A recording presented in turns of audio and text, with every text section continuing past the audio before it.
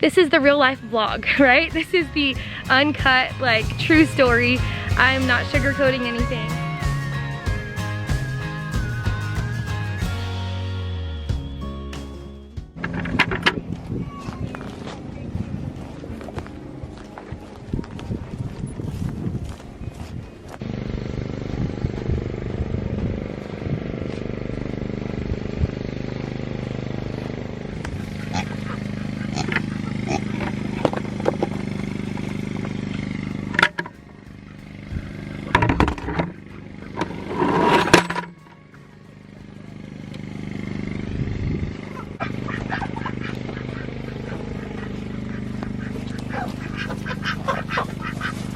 Hey girls. Hey guys. The sun's going down. It might be a little bit bright, but I decided to take a minute and step outside for a breather because that camper gets a little crowded. So I asked the kids to stay inside so I could think. This whole area behind me, where all the animals are right now, we've been moving them little by little. This whole area is going to be our new garden spot. For those of you that have been with us for a minute, you know that we had a garden last spring and summer. It was tilled up and growing and produced actually quite a bit of food for just getting here in May. We just threw as much in the ground as we could and we got quite a bit of food. But where that garden was is now where our barn is gonna be. So we're starting from scratch again. So we're starting a brand new garden from scratch over here in this area. I've been researching and counting the costs and looking into who I could get some compost from and the most affordable way we can do that. And there's this company that sells mushroom compost for $54 a yard, and I think that's our best bet so far. Brandon says to check one more place locally, but we're only gonna get a little bit just for the top. We're gonna till up the ground over here, fence it off a little bit, and then just get, we can only afford so much. So we're just gonna get enough for the top of some of our rows. But all this garden talk, we got some seeds in the mail from our seed swap, and all this garden talk has got me thinking about seeds and starting seeds and or buying starts and like what we should do. And so I thought maybe I'd talk through it with you guys. Sorry about the generator noise in the background. That's how I'm keeping the kids inside. We don't really have any outbuildings as of yet. We don't have any place to start seeds, and I know starting seeds happens most likely in February. If you're gonna start your seeds, you would start them in February and March, depending on what you're starting. There's lots of logistics and frost dates and all of that, I know. But we would start seeds in February in our area for what we wanna grow. And we don't have anywhere to start them. There is not an inch of space. Whoo, it's getting cold. There is not an inch of space here in our camper. And we have this little shed building. I haven't even posted that vlog yet, but we have this little shed building that we are working on, and we thought about starting them in there if it's up by then. You know, when you have a million things going on and 10 kids and you just can't find the time to finish one thing or get something accomplished. Brandon and I feel like that often, like often.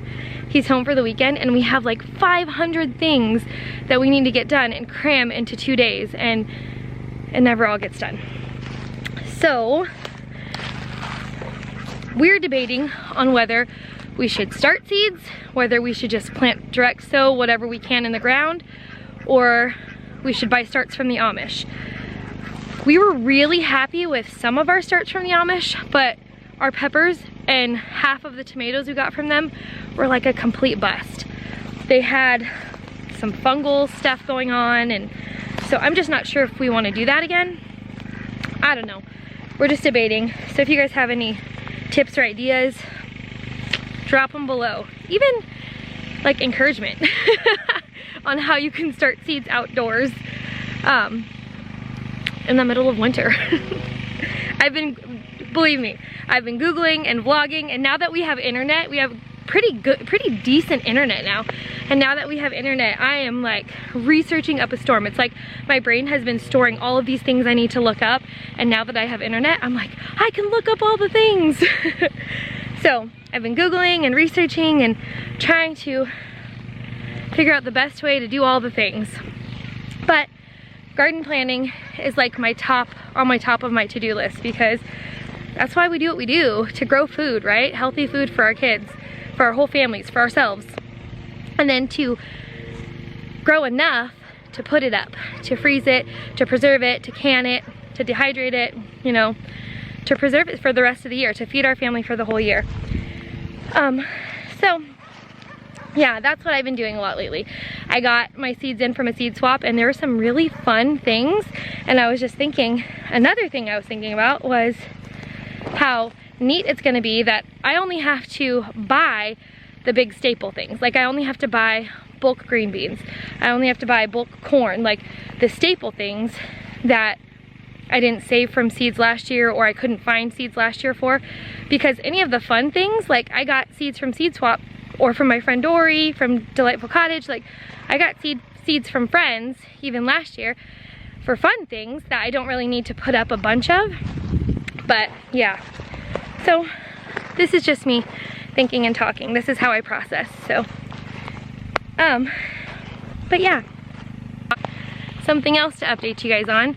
We were planning on getting a well drilled. I know it's stimulus talk. I don't know how to approach this at all, really, but with stimulus money, we were planning on getting a well drilled because water is one of the things that costs us the most money and time, and it's like the most essential resource on a homestead. So we called the guy, we got estimates, all of that. We've known about how much it was going to cost for over a year, because we've been trying to save money for a year to get this done. But they're booked up. So he said he can come by and look at it next week, next Thursday, but we won't be able to get a well drilled for 8+ weeks.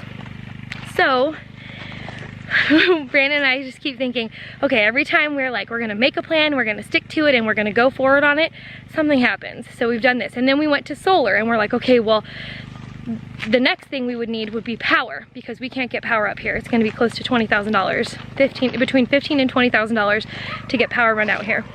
And we don't want to burn out our generator, and we want to be able to run more appliances like my Instant Pot and the water heater at the same time.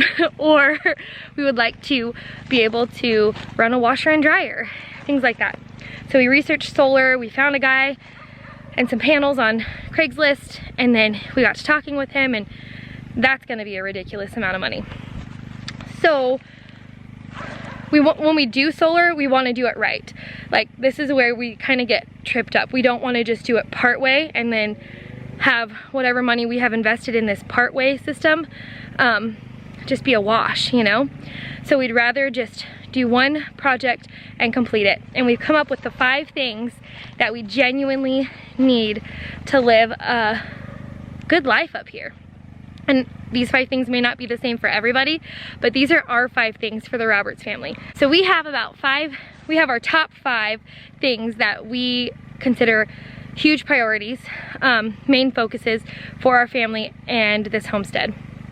They are water, a vehicle, we don't have a family vehicle right now, power, laundry, which is kind of with these 2 things, water and power. So laundry is a huge expense and a huge issue with us.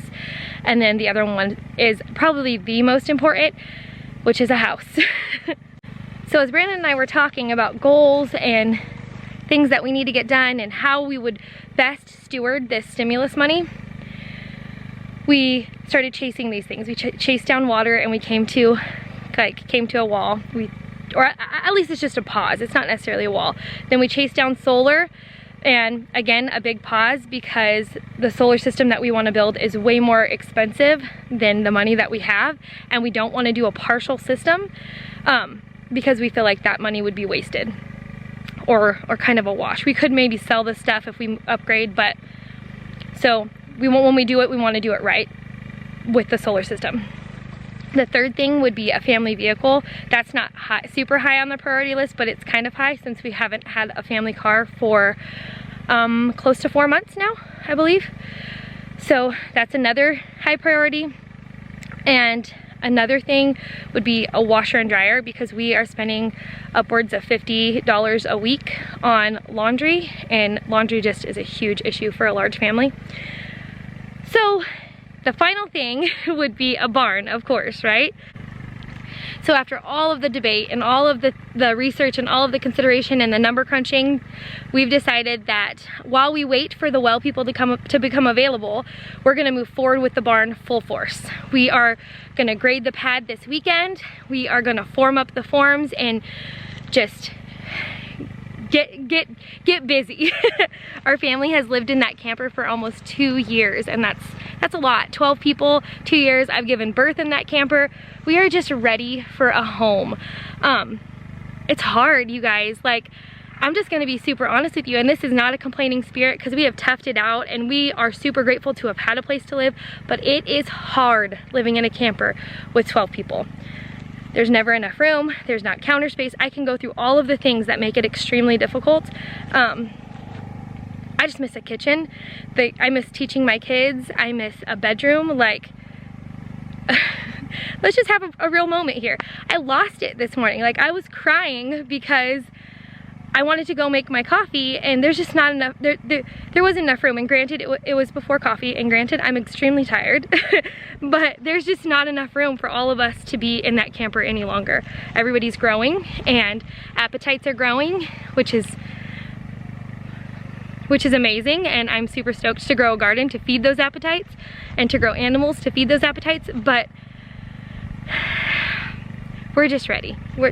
Our family's just ready to get into this barn, and so that's where we're moving forward. I feel like the Lord answered all of our questions as we were walking the property in the snow looking for a spring, because we knew that the well guys were delayed. I just kept praying, Lord, give us eyes to see, give us wisdom, and I fully believe that He is saying, get out of the camper and into the barn. So it's clear to us now that it's the Lord's will for us to be out of the camper and into the barn as soon as possible. So it may just be 4 walls and a roof and a floor for now, but our kids are stoked, we're stoked. Our family's just really ready. It's been very trying. There's not a lot we show here. I don't know if you guys watch R&B, probably you do, because many of you follow me from Bree sharing, but it is hard. Living in a camper is hard. This limited space is hard. The limited food storage is hard, and we have tried so hard to make the best of it and to just keep on trucking, but we're over it. Plain and simple, I am over it. Like, if I could have found a house to rent in town, I probably would have, but we've been down there. That's why we're here, because nobody rents to a family of 12. So yeah, I'm ready to get in the house and actually have a chair to sit on. I'm ready to, we won't have anything else. Like, after this, after the barn is up, like, it'll just be an empty building, but we can at least go there and breathe, you know? A couple people can be over there while some people are in the camper or whatever. So yeah, this is the real life vlog, right? This is the uncut, like, true story. I'm not sugarcoating anything. I'm just done with living in a camper. And so water's gonna come in the spring, hopefully. Lord willing, we'll get a well in the spring if we can get them out here. And this weekend we're starting grading and trying to get that barn up. So if you guys can pray that the weather allows, pray that Brandon's time allows, pray that the Lord multiplies every dollar we have, because we are penny pinching to get it all up. And Brandon's super frugal, and he knows how to make do with just about anything, and he said, I promise I will make it happen with what we have. And he's just the bomb, and he's gonna make it happen, and we're gonna be in that barn. And I'm just super thankful, and I'm emotional. Like, I'm just super emotional about it. It's been super hard, and there are so many times where I've just been like, what are we doing? Did we do something wrong? Like, did we make a wrong decision? But we're gonna do it. He's gonna get the barn up, and we're gonna have a house, and it's gonna be good. I know that the way that we decided to do this homestead thing doesn't look like how everybody else is doing it, and I know that they're like, I follow some super responsible homesteaders, you guys, like they're my friends in real life, and I'm like, whoa, Josh and Carolyn would never do it this way because they're not us, right? Like, anyways, so I know this is kind of like a weird vlog for me. This is not my typical vlog, but this is real life and where we're at. And I haven't done a bunch of vlogging lately because I've been exhausted. And I haven't known what to share or what to do because we haven't had a plan. And every time we thought we had a plan, something happened. But now we kind of have another plan. And hopefully something won't happen and it will all follow through. Alright guys, thank you so much for listening to me ramble and just hanging out with me and just following us along as we figure things out. We really appreciate you being here. I will see you on the next one.